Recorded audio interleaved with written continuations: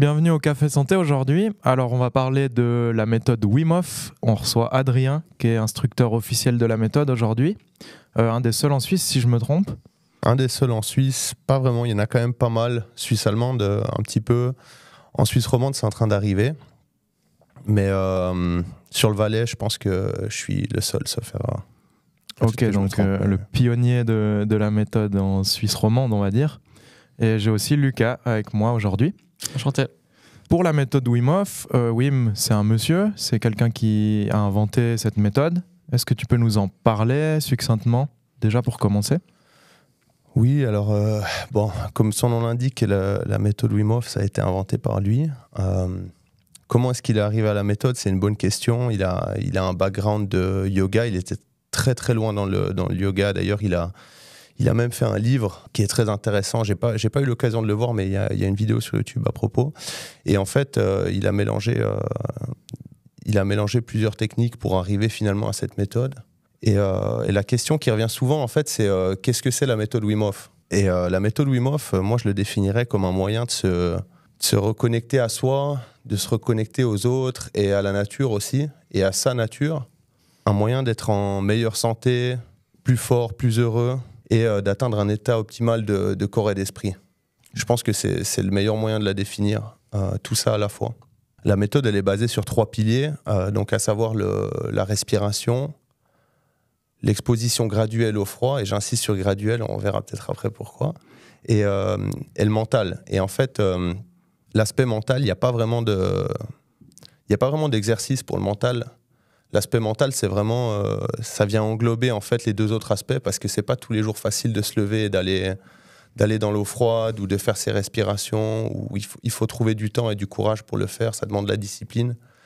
Bien qu'il n'y a pas de dogmatique avec la méthode, ça veut dire que t'es pas obligé de faire tous les jours ta respiration, ou t'es pas obligé d'aller tous les jours dans l'eau froide.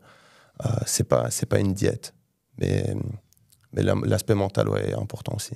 Ça, c'est pour la définition pure et dure. Ensuite, au niveau des bienfaits, est-ce que tu peux peut-être aller un peu plus sur les bienfaits pour le stress, pour toutes ces choses-là ? Ouais, bien sûr. Alors en fait, les bienfaits dans l'ensemble, c'est réduction du stress, amélioration du sommeil, amélioration des performances, meilleur système immunitaire. C'est aussi un entraînement cardiovasculaire, autant avec la respiration qu'avec le froid. Et c'est important de coupler les deux. Ça agit beaucoup sur le système nerveux, et en fait, le système nerveux, il envoie des signaux à tout le reste de notre corps. Ce qu'il faut savoir, c'est que le système nerveux, il y a le système somatique. Le système somatique, c'est, par exemple, je contracte mon biceps, ou bien je veux me lever, ou bien je veux marcher. En fait, c'est tout ce qui est volontaire. Et il y a le système nerveux autonome. Le système nerveux autonome, c'est lui qui régule, en fait, dans le corps, tout ce qu'on ne contrôle pas. Notre respiration, notre digestion, les battements de notre cœur, la vasodilatation et constriction de nos vaisseaux sanguins. Et jusqu'à ce que Wim fasse une étude qui s'appelle l'étude de Radboud, ça a été, en fait, on pensait que c'était incontrôlable, qu'on n'avait aucune influence sur notre système autonome, que tout se faisait en automatique. Et lui a réussi à prouver, grâce à cette étude, qu'on pouvait reprendre le contrôle de notre système nerveux, et en fait de notre système nerveux autonome finalement, et influencer tous ces paramètres. Ouais, j'ai vu des études assez folles, comme quoi il avait pris des gens qui n'étaient pas du tout entraînés à cette méthode, il leur avait injecté une bactérie, ensuite ils avaient fait un entraînement pour voir s'ils résistaient à cette bactérie. Peut-être tu peux en parler un peu plus précisément ? Ouais, alors en fait, l'étude de Radboud, c'est exactement ce que tu viens d'énumérer. C'est, en fait, ils ont fait une étude où ils lui ont injecté une bactérie qui s'appelle E. coli, E. coli en français. Et en fait, les symptômes, normalement, c'est un peu les mêmes que la grippe. Ça dure quelques heures, 2 heures, 3 heures. Et en fait, normalement, c'est fièvre, nausées, éventuellement vomissements, diarrhée, ce genre de choses. Et lui, il a réussi à prouver avec ces techniques, on va dire, de respiration notamment, qu'on peut diminuer les effets. En fait, ça agit beaucoup sur le système immunitaire.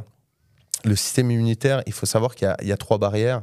La première, c'est la barrière externe. C'est notre peau, c'est nos yeux, c'est la salive dans notre bouche, la cire qu'on a dans les oreilles. Tout ça, c'est des barrières externes qui empêchent en fait les bactéries ou les infections de pouvoir se propager et rentrer. Et la deuxième barrière, c'est ce qu'on appelle la barrière innate, ou inné, je pense en français ça doit être. En fait, c'est quelque chose qui est présent dans notre corps depuis qu'on est petit. C'est notamment ça qui crée les inflammations. Donc les inflammations sur court terme, il faut savoir que c'est bien, c'est un réflexe naturel. Mais là où ça devient problématique, c'est quand c'est chronique. Quand c'est chronique, le problème, c'est que le corps s'acidifie et c'est également la porte d'entrée à toutes les maladies du monde moderne. Et la troisième barrière, en fait, c'est le système immunitaire adaptif. Et lui, c'est celui dont on parle le plus souvent. Quand vous avez une grippe et que vous créez des anticorps, finalement, en fait, c'est ce qui se passe, c'est que le corps va réagir en créant un anticorps qui est adapté à cette maladie. Et en faisant cette étude, ils se sont rendus compte qu'en fait, en respirant notamment, mais toute la méthode agit là-dessus, on est capable de faire descendre le système immunitaire inné, okay, donc les inflammations, et on est capable de, en faisant monter les globules blancs, renforcer le système immunitaire adaptif. Donc en fait, diminution des inflammations, diminution des maladies, que ça soit chronique ou en fait toutes les maladies du monde moderne, et augmenter en fait la réponse à des stimuli plus spécifiques. Ouais, c'est assez fou, hein. Moi j'ai lu son livre et c'est vrai qu'il disait il y a vraiment des gens qui avaient même de l'arthrose très aiguë, qui pouvaient plus du tout avoir d'activité et qui ont pu retrouver 100% de mobilité en fait. Il y a beaucoup de gens notamment des gens qui ont des maladies auto-immunes, qui pratiquent la méthode et qui sont sous médecine depuis longtemps. J'en ai vu moi-même et qui ont arrêté complètement leur traitement en fait. Mm-hmm.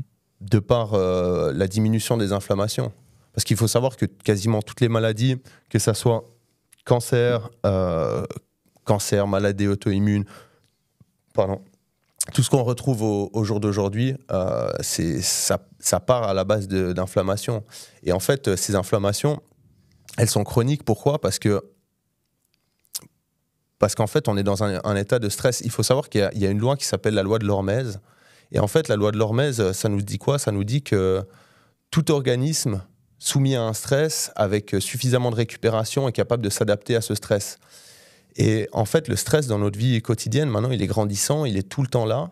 Et on se retrouve dans un stress qui est chronique. Et ce stress chronique, qu'est-ce que ça fait ? En fait, ça fait qu'on respire mal, on acidifie notre corps parce qu'on ne recrache pas assez de CO2. La pollution, tout notre environnement fait qu'on on vit dans un milieu qui est de plus en plus acide. Et notamment, c'est ça qui laisse la porte ouverte à toutes ces maladies en fait, qui peuvent rentrer. Donc il y a aussi un autre phénomène qui se passe au niveau du système immunitaire. C'est justement la désacidification de notre corps via la respiration. En fait, on respire, on inspire de l'air et notamment de l'oxygène, et on expire du CO2. Donc notre corps métabolise cet air, cet oxygène, l'utilise pour créer de l'énergie, pour nous maintenir en vie, et finalement on recrache du CO2, et le CO2 est acide. Quand on respire d'une manière non contrôlée, qu'on respire de manière trop courte et pas assez profonde, qu'est-ce qui se passe ?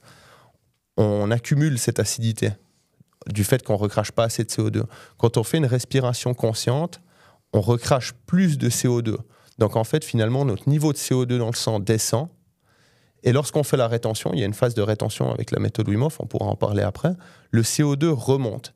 Vu qu'il était à un niveau qui est très bas, ça retarde notre réflexe de respiration. Okay, il faut savoir que le réflexe de respiration, il ne vient pas parce qu'on a un manque d'oxygène, mais il vient parce qu'on a un taux de CO2 dans le sang qui est trop haut. Quand on démarre et qu'on est déjà en bas, on démarre notre rétention, le réflexe de respiration viendra plus tard. Au deuxième round, qu'est-ce qui va se passer ? Le CO2 qui est remonté un petit peu va redescendre et on va de nouveau faire une rétention et va remonter. Et en fait, il descend sous forme d'échelle comme ça et c'est pour ça qu'on arrive à tenir de plus en plus longtemps sans respirer grâce à la méthode et en même temps on désacidifie le sang. Ouais, je te coupe juste. Est-ce que tu pourrais juste... là, tu es parti un peu sur la méthode. Juste définir et expliquer la méthode, la respiration, comment ça se passe. Ouais, bien sûr. Juste les étapes. Là, on parlait de rétention et tout, puis les gens ne connaissent pas forcément. Alors, il y a un protocole pour ça qui est très simple. C'est le protocole de base, c'est 30 respirations. Okay. J'inspire de manière active à 100%. J'expire de manière passive à 70-80%. Ce qu'on veut pas, finalement, c'est expirer trop. On veut pas... Il faut que ça reste une expiration naturelle. Exact. On laisse juste sortir l'air. 30 respirations de cette manière-là. À la dernière respiration, j'inspire. Je laisse sortir. Et ensuite, rétention. Poumon vide. OK ? À un moment, vous allez avoir ce réflexe de respiration qui va arriver. OK, j'ai de nouveau besoin d'inspirer. Donc, je prends une grande inspiration à nouveau. Et là, une rétention poumon plein. OK ? 10-15 secondes. Et j'expire. Et là, j'ai fait mon round. On recommande de faire 3. Après, il n'y a pas de dogmatique de nouveau. 4, 5. Ça dépend comment vous vous sentez, votre tolérance. Il y a l'application qui est très bien pour ça. Vous pouvez timer vos respirations. Vous n'avez pas besoin de compter. Vous n'avez rien besoin de faire. Et je dis que le protocole, c'est 30. Mais en réalité, moi, je conseille d'y aller au feeling. Des fois, ça peut être 25. Des fois, ça peut être 35, 40. Oui, bien sûr. Ouais, le but, c'est juste de charger le corps. Ouais. Et une fois que tu as les mains... Après, pour ceux qui débutent, ils suivent le protocole. Avec l'application, c'est bien. Exactement. Il est aussi disponible sur YouTube. Je crois que j'étais tombé dessus. Ce qu'on peut faire, c'est qu'on peut faire un round ensemble, si vous voulez, pour que les gens puissent voir. Ouais, on peut. Juste avant qu'on commence, je disclaim un tout petit coup pour les gens qui veulent le faire chez eux, de pas le faire dans un bain, par exemple, pas le faire dans l'eau, pas le faire au volant. Ouais. Parce que moi, j'ai vu des gens qui partaient des fois dans les pommes à tes ateliers. Enfin, ça peut arriver. Hein. Et on va en parler tout à l'heure. C'est quelque chose de totalement normal. Et c'est pour ça qu'il faut le faire plutôt assis ou bien couché sur un matelas. C'est juste, hein. Ouais, exactement. C'est bien que tu abordes le sujet parce que, de toute façon, on allait y venir. Ce qui est très important avec ces respirations, et souvent, il y a un peu de confusion avec ça, c'est que les gens, parfois, sont pas sûrs s'ils doivent le faire dans l'eau ou s'ils doivent l'utiliser pour le froid. Et en fait, il faut pas le faire ni dans l'eau, ni en conduisant, ni debout. Il faut juste le faire couché dans votre lit ou... sur votre canapé, sur un tapis de yoga. Et c'est vrai qu'il peut y avoir des effets qui peuvent faire peur comme ça, comme tu dis, tomber dans les pommes. Mais en réalité, ça arrive pas si souvent que ça. Et c'est souvent le système nerveux qui fait une remise à zéro. Donc il n'y a rien de risqué par rapport à ça. Si vous sentez des picotements dans les mains, des étourdissements, c'est tout à fait normal. C'est en fait le niveau de CO2. Il faut savoir que le CO2, il est vasodilateur, ça veut dire qu'il ouvre vos vaisseaux. Et du fait qu'on joue avec ces niveaux-là, eh bien, tout simplement, vous pouvez sentir des sensations de froid, des sensations de picotement. Il n'y a rien de grave là-dedans, c'est tout à fait normal. Il faut continuer de respirer, vous faire confiance. Et ouais, ne faites surtout pas ça... dans un endroit où vous n'êtes pas en sécurité. Ouais, là on va le faire assis, c'est juste une petite démo, on fait qu'un round. On va juste faire un round, complet. On va aller gentiment. C'est juste pour montrer, quoi. Pour que les gens puissent voir ce que ça donne. Est-ce que quelqu'un veut mettre un... Je mets un chrono pour voir combien de temps vous tenez en rétention. Comme ça, on peut montrer aux gens. À froid comme ça, donc sans... on essaye juste en un round, ouais. On peut. Ok. On en prend 30 ? On en prend 30. Ok, je vous guide. On cuttera un peu, je pense, pour les auditeurs, pas que ce soit trop long, mais on va faire 30 respirations si jamais. Et après, on fera une rétention et une inhalation. Juste préciser comment on doit respirer ? Donc, comme j'ai dit, inspiration active, une inspiration à 100%, expiration passive 70%. Et ce qui est important, en fait, c'est pour pouvoir prendre une inspiration qui est complète, on commence par le ventre, ok ? Ensuite, on monte jusqu'au poumon.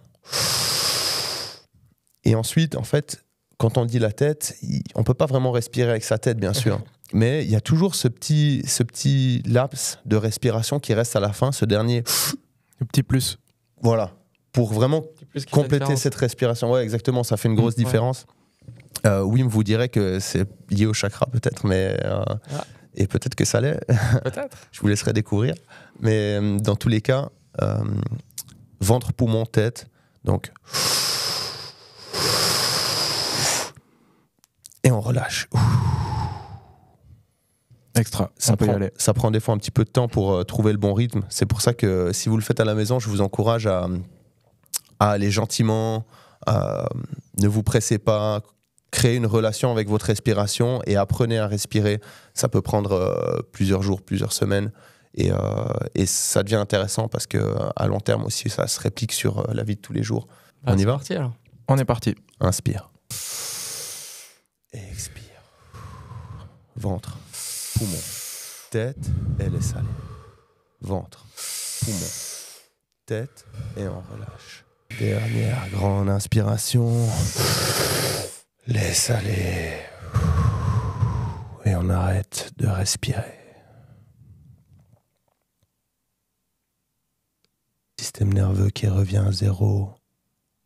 La sensation de calme qui s'installe.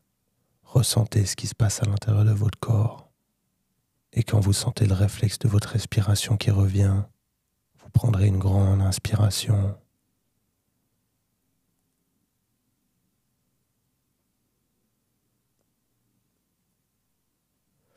Grande inspiration, rétention, poumon plein, et ressentez cette énergie qui circule à travers votre corps. C'est la vôtre. Et on relâche.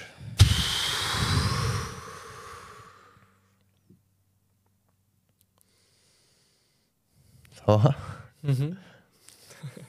J'ai arrêté le timer après la respiration poumon plein. On est à 1,22 avec un round. Donc c'est régulièrement qu'on voit des gens faire 2 minutes, 2 minutes 30, parfois 3 minutes de rétention. Ouais. C'est vrai que c'est très relaxant, on sent déjà bien les effets, même après seulement 30 respirations. C'est hyper intéressant de le faire justement dans des moments de la journée qui sont peut-être stressants ou qui sont peut-être trop stimulants. Et même le casque, je sais pas comment t'as ressenti toi, c'était aussi assez spécial. Enfin, les battements de cœur, tout ça, on les entendait plus facilement. Ouais, on est plus isolé, en fait, plus sur soi-même. Ouais, l'isolation était extra, quoi. Ouais, avec le casque, je trouvais que ça donnait bien aussi. Je me suis rendu compte. Ouais, avec le casque, c'est fou, quoi. Et petite idée pour un prochain workshop. Ça peut se faire. Sous casque. Ouais. D'ailleurs, je voulais venir sur un sujet assez intéressant.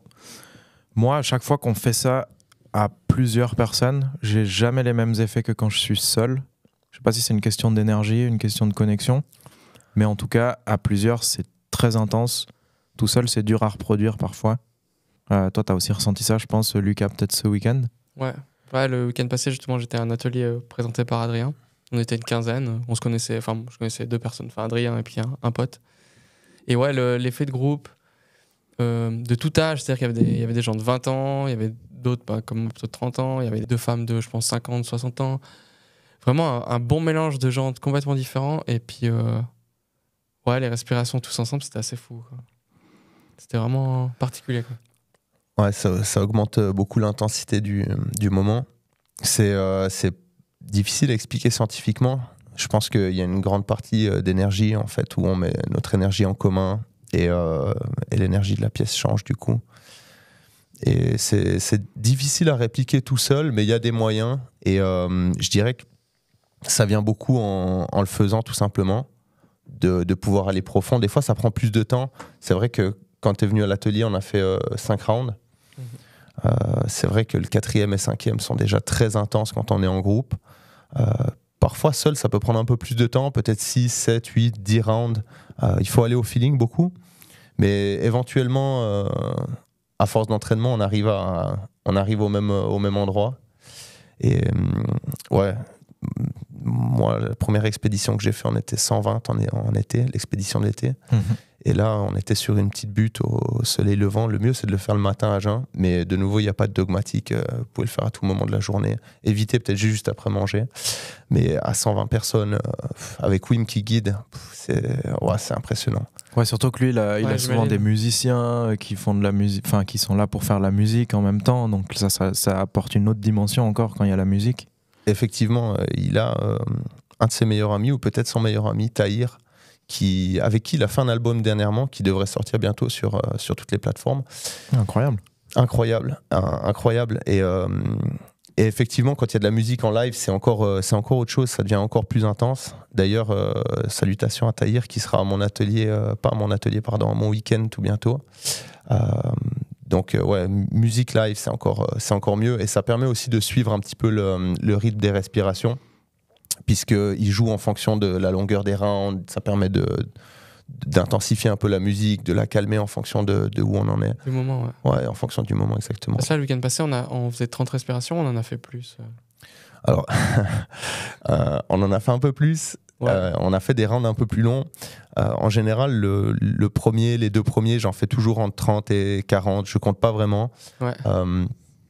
Mais je fais des rounds qui sont un petit peu plus courts pour que les gens puissent vraiment créer cette relation, s'échauffer, laisser un petit peu l'air rentrer et puis créer cette relation avec leur respiration.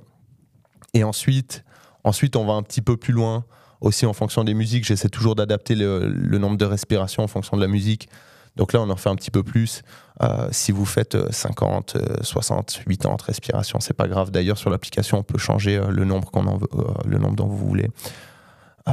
Moi, souvent, je mets plutôt 60 que 30. Ouais.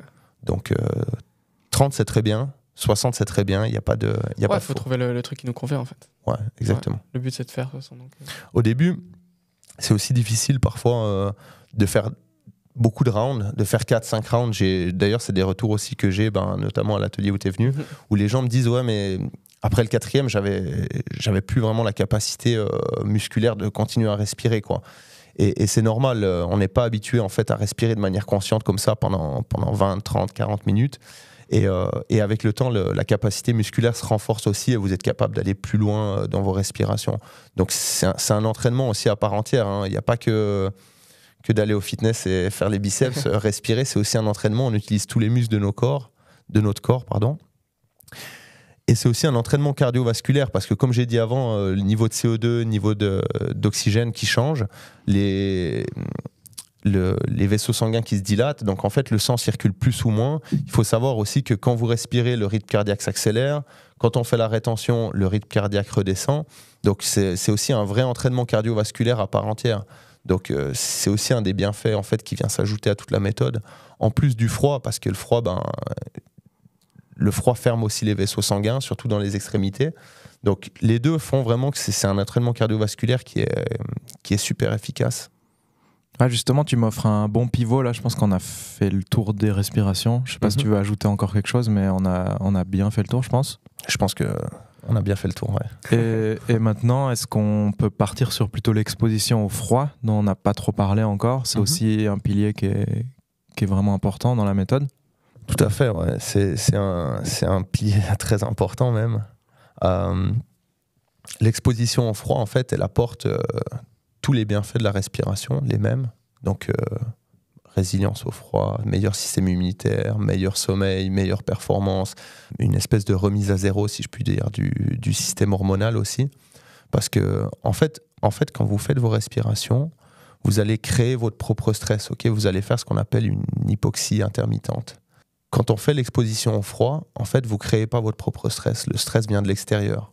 Et en fait, toute la méthode est basée là-dessus. Il s'agit de se mettre dans un élément de stress et de trouver le confort dans l'inconfort. Souvent, c'est ce qui fait le plus peur aux gens, le froid, parce qu'on a toujours créé un peu une mauvaise relation avec le froid depuis qu'on est petit. Et je comprends les mamans qui veulent surprotéger leurs enfants, qui ont peur qu'ils tombent malades. On l'a tous eu. Et en fait, du coup, on se protège, on s'isole du froid, on n'ose plus l'affronter, on tombe aussi plus facilement malade. Et en fait, il y a une phrase que Wim dit souvent, que j'aime bien, qui dit « Si tu ne vas pas au stress, le stress viendra à toi ». Ouais. Et je trouve que ça représente assez bien l'idée du froid, parce que je vois beaucoup de gens en avoir peur. Et souvent, le retour que j'ai aussi à la fin des ateliers, c'est que les gens me disent « Ah, mais en fait, je pensais que ça allait être terrible, et en fait, c'est pas si terrible que ça ». Le froid apporte tous les bienfaits, il booste tous les bienfaits de la respiration, donc ils sont vraiment complémentaires. Au niveau hormonal, il y a une grosse dose d'adrénaline qui monte dans le corps. Il y a aussi de la dopamine, donc un petit peu toutes ces hormones feel good, ces hormones qui font qu'on se sent bien, surtout après. Et ouais, c'est comme une remise à zéro pour le système hormonal. La respiration aussi, il y a une façon de respirer dans l'eau froide. Comme je disais avant, on respire pas, on fait pas les respirations Wim Hof dans l'eau froide, ni dans l'eau tout court, ni ailleurs que sur son canapé ou sur son tapis de yoga. Et en fait, il y a une technique qui est toute simple, c'est qu'il faut donner de l'extension à son expiration. Il faut allonger son expiration pour pouvoir activer le nerf vague. En fait, c'est un nerf qu'on a dans le corps et qui permet de basculer, comme j'ai dit avant, donc système nerveux, on a système nerveux sympathique, système nerveux parasympathique. Le nerf vague, quand il est activé, il nous permet de basculer de l'état sympathique, donc état de stress, à un état parasympathique, ok, repos et digestion, ok, le calme. Et en fait, une bonne technique à utiliser dans le froid, c'est d'activer ce nerf vague. Et ça va vous permettre de vous détendre, de vous relaxer et finalement d'accepter le froid. Il y a beaucoup de gens qui essaient de le combattre, le froid, mais on ne peut pas se battre contre le froid. On peut que l'accepter. Il est pareil pour tout le monde. Et... Ouais, souvent les gens ils en ont peur, mais en fait, j'ai vu personne qui tenait pas le temps minimum.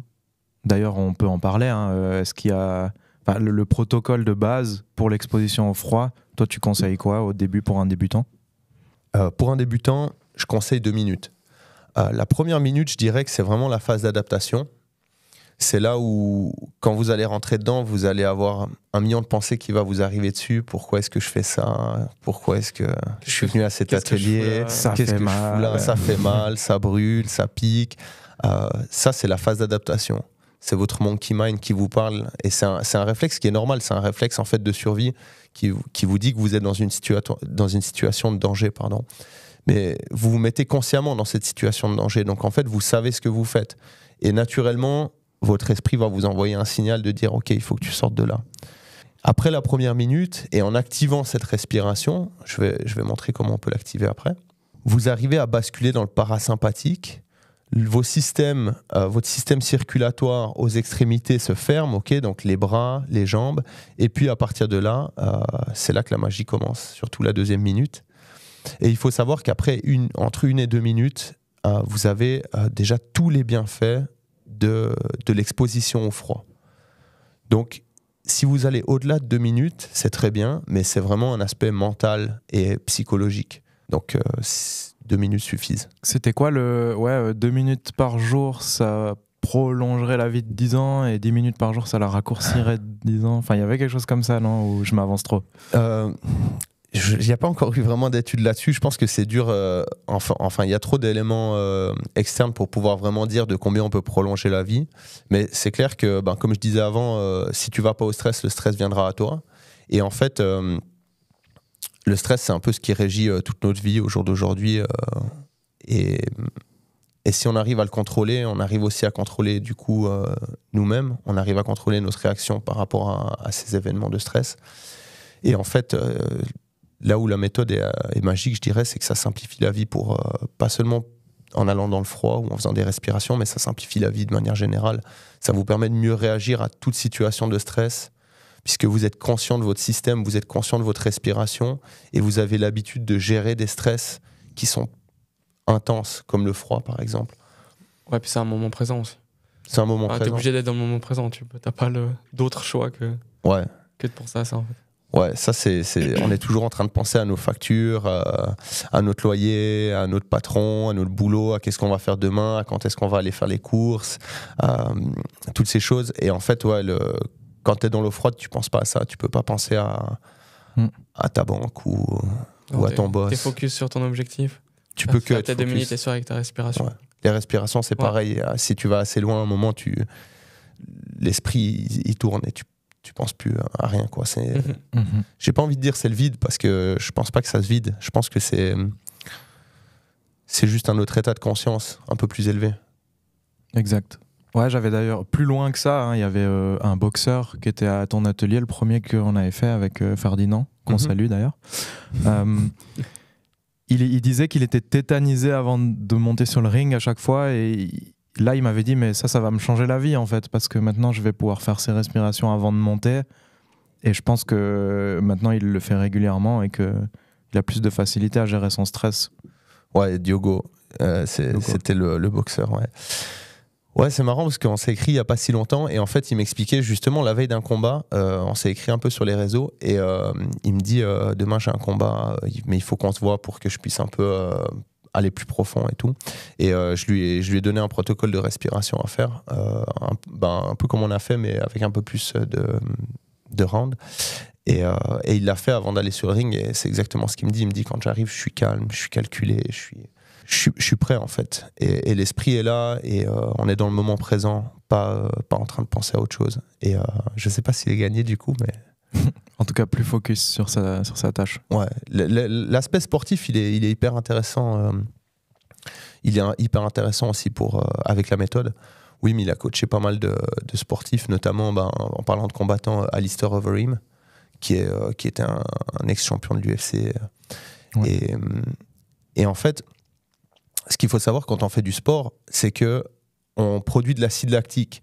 C'est un peu c'est cette sensation de brûlure qu'on a qu'on fasse de la musculation ou bien des sports de combat. Cette sensation de brûlure qu'on a quand on n'arrive plus à tenir les épaules en haut, ce genre de choses. Et en fait, comme son nom l'indique, acide lactique, c'est acide.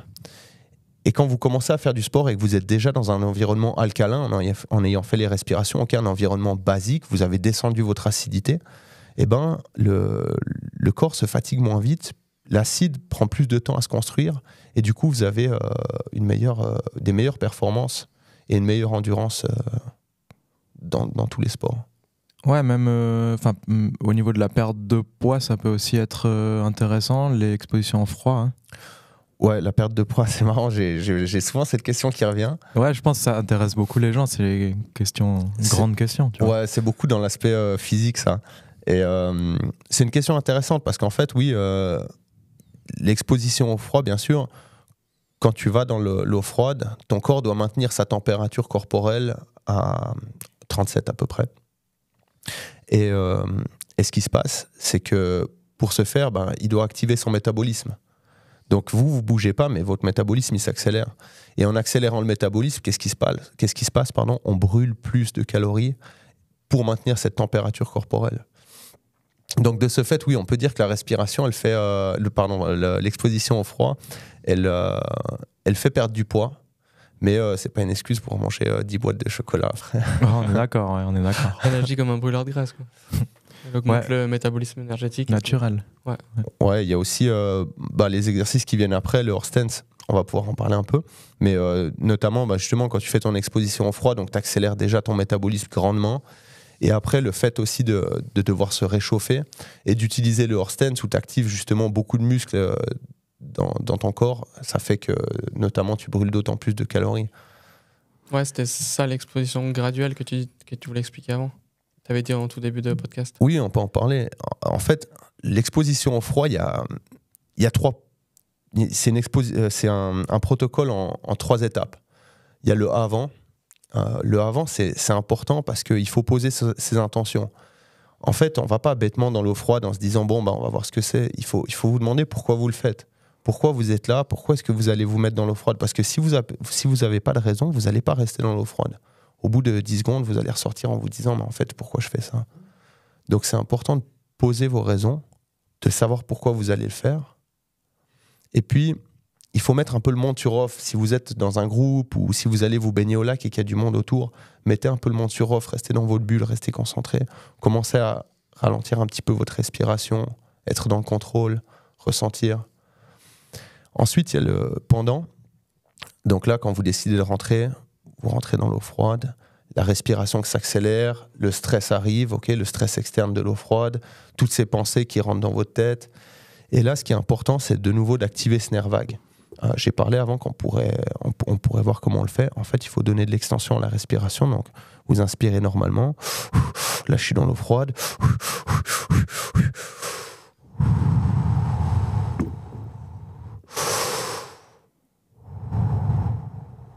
Je donne de l'extension à cette expiration qui va activer le nerf vague, qui va vous permettre de vous calmer, de regagner le contrôle de vous-même, de vos systèmes. Et là, c'est là où la magie commence, vous vous sentez bien. Et je parlais d'exposition graduelle parce que souvent, une fois que l'adaptation elle est faite, on se rend compte que le froid, c'est pas si terrible que ça. Et on se dit, j'avais prévu de faire 2 minutes, mais finalement, je vais en faire 3. Puis à 3, vous allez vous dire, je vais en faire 4. Puis à 4, vous allez vous dire, je vais en faire 5. Puis des fois, vous en faites 7 ou 8. Puis en fait, quand vous êtes dedans, tout va bien. Le problème, c'est la 3e étape, souvent. Et c'est le après. Votre système circulatoire, il a fermé une grande partie de la circulation dans vos extrémités, donc à savoir les pieds, les jambes, les mains, les bras, pour conserver le sang chaud à l'intérieur au centre de votre corps. Parce qu'on peut vivre en perdant une jambe, mais on ne peut pas vivre si on perd notre cœur, notre foie, nos poumons. Donc lui, ce qu'il fait, c'est qu'il protège vos organes en conservant le sang chaud au milieu.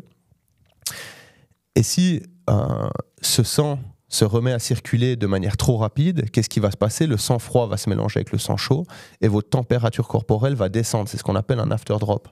Okay, c'est un peu le début de l'hypothermie. Si ça continue, ce qui va se passer, c'est que la température corporelle descend et petit à petit, vous rentrez. Ouais, trembler. Voilà, trembler. Ça, c'est des réflexes qui sont normaux. Il faut accepter de trembler, ça peut arriver, c'est pas grave. Mais ça peut amener une hypothermie. Alors, disclaimer à nouveau, vous n'allez pas faire une hypothermie en faisant 5 minutes dans l'eau froide. Il faut quand même une bonne exposition. Mais on veut toujours contrôler en fait ce mélange au niveau cardiovasculaire. Et pour ça, il y a une technique très simple que Wim a inventée. Il s'agit du horse stance.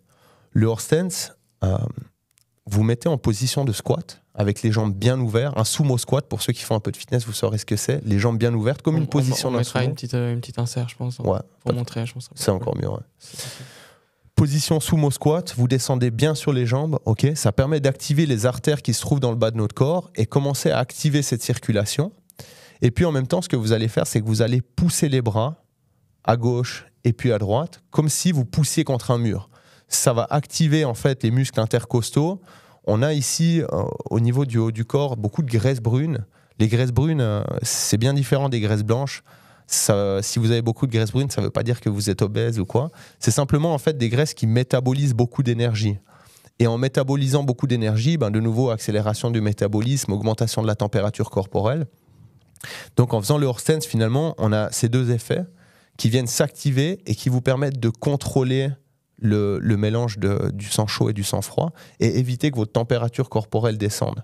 Donc en fait, ça vous permet de maintenir la température au niveau où vous le voudriez. Et puis, vous pouvez contrôler aussi la vitesse. Je vous recommande d'aller doucement. Souvent, quand on sort avec, comme j'ai dit, ces hormones un peu bien-être, on se sent bien, on a de la dopamine, on est fier de soi, et c'est très bien. Mais on a tendance à vouloir discuter, à aller vite. On est un petit peu dans l'euphorie. Et moi, ce que je vous conseille, c'est de rester concentré, de rester bien focus sur vous-même, et puis de faire du horse stance, de commencer doucement, de ressentir, ok, qu'est-ce qui se passe? J'ai les mains qui picotent un petit peu. Est-ce que j'ai froid? Est-ce que j'ai chaud? Et une fois que le froid est là, si le sang commence à se mélanger, c'est déjà trop tard. Donc, perdez pas la concentration, restez là et faites du horse stance. Magnifique. Ensuite, toi, tu as fait plusieurs expéditions. Donc, Pologne, Espagne, tu as fait aussi. Tu peux nous parler des highlights vraiment lors de ces expéditions, les trucs vraiment que Wim vous avez fait faire un peu qui sont fous ou qui sont pas habituels en tout cas? Ouais, bien sûr. Moi, j'ai commencé avec l'expédition d'été. En fait, j'avais vu une vidéo sur YouTube, le documentaire Vice et Yes Theory, 2 documentaires qui m'ont fait commencer la méthode. Au moment où j'ai voulu approfondir, j'ai été regarder sur le site et c'est vrai qu'il y avait cette expédition d'été. Et moi, j'avais toujours rêvé de faire celle d'hiver parce que dans le documentaire, en fait, justement, ils sont en Pologne et ils sautent de cette fameuse cascade. Mais elle n'était pas encore disponible. Donc, j'ai booké celle d'été et là, ça a été une vraie révélation, surtout au niveau des respirations. J'avais de la peine à vraiment comprendre et me connecter à ces respirations. Et quand on l'a fait, comme j'ai dit avant, avec 120 personnes, au soleil levant, avec Wim qui guidait et Tahir qui jouait de la musique, c'était waouh, ça a été vraiment il a ouvert une nouvelle porte dans mon esprit et on a fait beaucoup d'expositions au froid, 8 minutes, 10 minutes, 15 minutes, et j'ai vu des gens qui faisaient pour la première fois un bain froid qui tenait 10 minutes dans l'eau froide. C'est un peu la magie de Wim, c'est qu'il arrive à transcender les gens. Transcender les gens, exactement. Ouais. Donc la première expédition était très intense et j'ai rencontré aussi beaucoup de monde. Je dirais que la méthode elle est sur 3 piliers, mais s'il devait y avoir un 4e pilier, ça serait vraiment la connexion avec les gens, parce que en faisant ces expériences, on se connecte vraiment à un niveau qui est plus profond et on expérimente beaucoup de choses ensemble, des beaux moments, des moments difficiles, et ça permet de lier un petit peu les amitiés. Donc très belle expérience. Et après, en fait, pour l'hiver, justement, j'ai décidé de booker, quand l'expédition est sortie sur le site, j'ai décidé d'aller avec cette expédition d'hiver. Et c'était un peu l'épitome je bouclais le cycle, en fait, de mon expérience, puisque la première fois que j'ai vu Wim et ses gens sauter de cette cascade en Pologne. Et voilà que, à peu près 1 an après, je me retrouve moi-même au sommet de cette cascade avec 120 personnes en bas qui nous regardent. On était le premier groupe à sauter. Wim a sauté avant nous et il est remonté, il était à côté et il nous parlait et ouais, ça a été comme une sorte de renaissance, de ressortir de cette eau et de sauter. C'était waouh, c'était quelque chose d'impressionnant et en même temps comme si je l'attendais depuis tellement longtemps. Donc ouais, l'expédition de Pologne, assez folle. Plus d'exposition au froid, un peu plus challenging, mais expérience incroyable, je la recommande à tout le monde. Les 2 expéditions. Vous avez fait un sommet en short aussi, non ?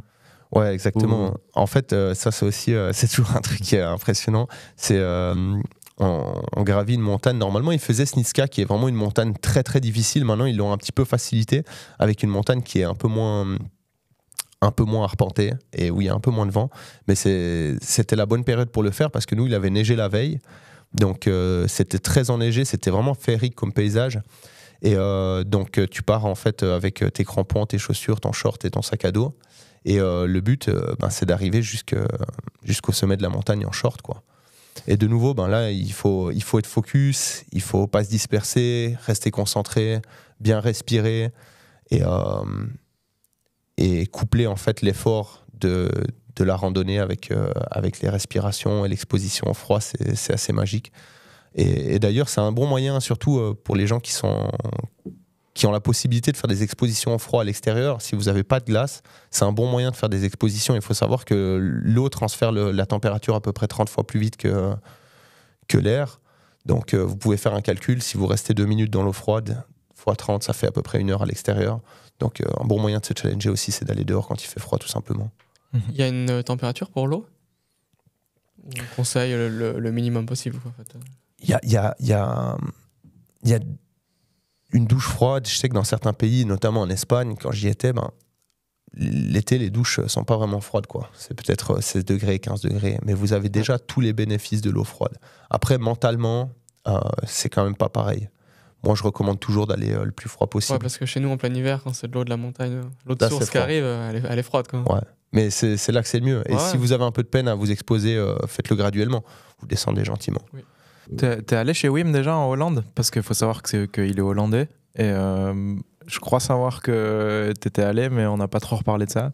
Ouais, je suis allé dernièrement, j'ai fait 2 week-ends chez lui. Enfin, il n'habite plus au centre, c'est vraiment un centre Wim Hof maintenant.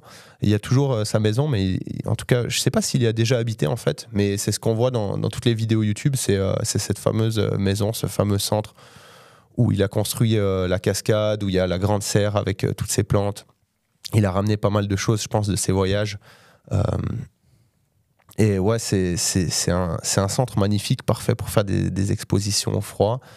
Et j'ai bien aimé les week-ends parce que c'est plus immersif. Ça permet aussi c'est des plus petits groupes, donc ça permet d'être plus proche de Wim. C'est fort intéressant du coup de pouvoir partager plus d'expériences avec lui. Et il y avait aussi Laura, sa fille, qui maintenant fait des week-ends avec lui. Et c'était intéressant de partager avec les deux et de voir aussi l'interaction entre Wim et Laura, puisqu'ils sont de la même famille. Il y avait aussi son frère Rudy, qui l'a accompagné aussi pendant une bonne partie en fait, de ses découvertes, on va dire, quand il cherchait justement, il approfondissait la méthode avant que ça devienne connu. Et ouais, très, très belle famille. C'était très intéressant de connecter avec eux à un niveau un peu plus haut. Ouais, super. Ensuite, pour toi, c'est quoi la suite ? Est-ce que tu vas développer plus ton activité ? Je vois que tu fais de plus en plus d'ateliers, tu vas proposer les week-ends bientôt, si je ne me trompe pas. Explique-nous un peu ta vision, comment tu veux faire évoluer ta pratique. Oui, alors là, ça fait depuis le mois d'avril... Non, ça fait depuis le mois de juillet l'année passée que je propose des ateliers, en moyenne 1 par mois.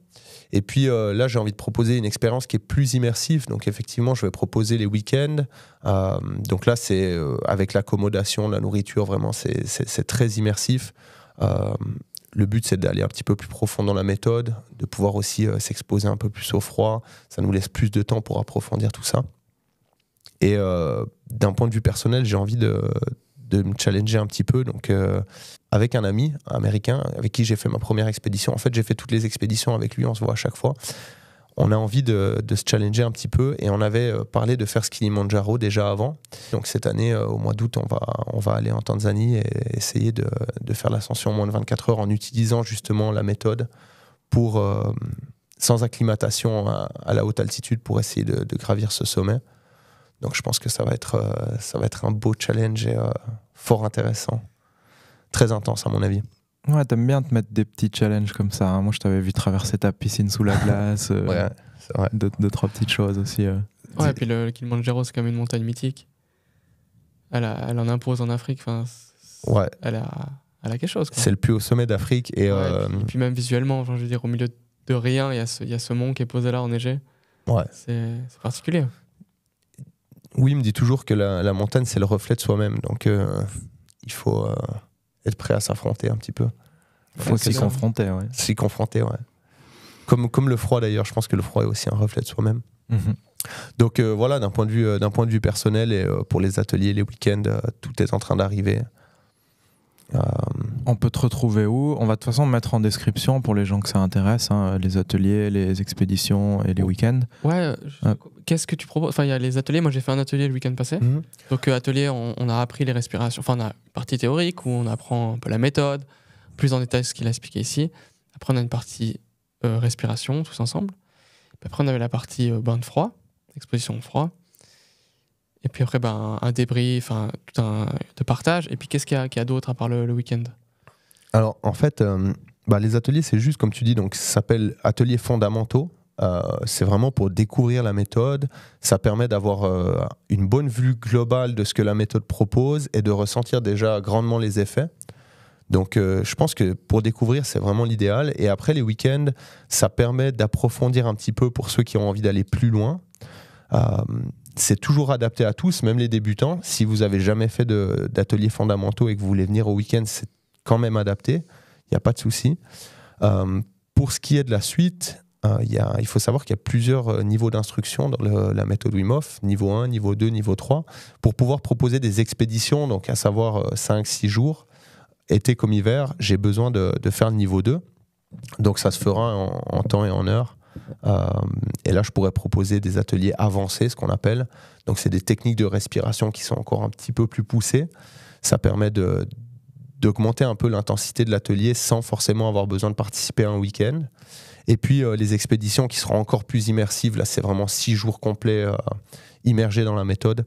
Mais ça viendra plus tard, peut-être 2025. Et c'est aussi possible de faire que des respirations?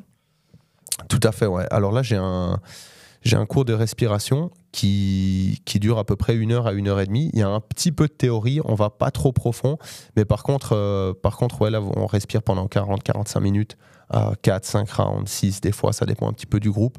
Et là, je propose ça ici en Suisse romande. Ouais. Donc, toutes les infos sont sur le site. Et c'est fort intéressant pour aussi rester, comme disait Kevin, des fois, c'est difficile de se reconnecter quand on n'a pas le groupe, d'aller vraiment aussi profond.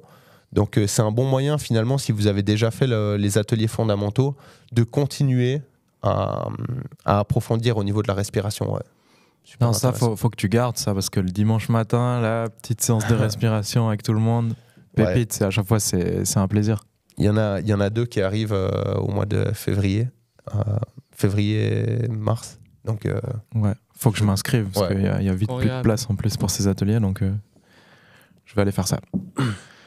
Merci beaucoup d'être venu en tout cas. Je sais pas si on parlerait encore de quelque chose ou si on a fait le tour. Moi je pense qu'on a bien parlé de tout. Je crois qu'on a bien parlé de tout. Si vous voulez me retrouver sur les réseaux sociaux, Instagram, Adrien Valvogel. Vous avez le lien dans ma bio pour tous les événements qui sont disponibles prochainement. Et j'espère vous voir présent à un de ces ateliers. Nombreux, présents et nombreux. Magnifique. On vous le met en description, comme ça vous pouvez le retrouver facilement. Et puis merci de nous avoir écoutés et puis à très bientôt. Merci. Merci à vous. Merci, à bientôt. Ciao.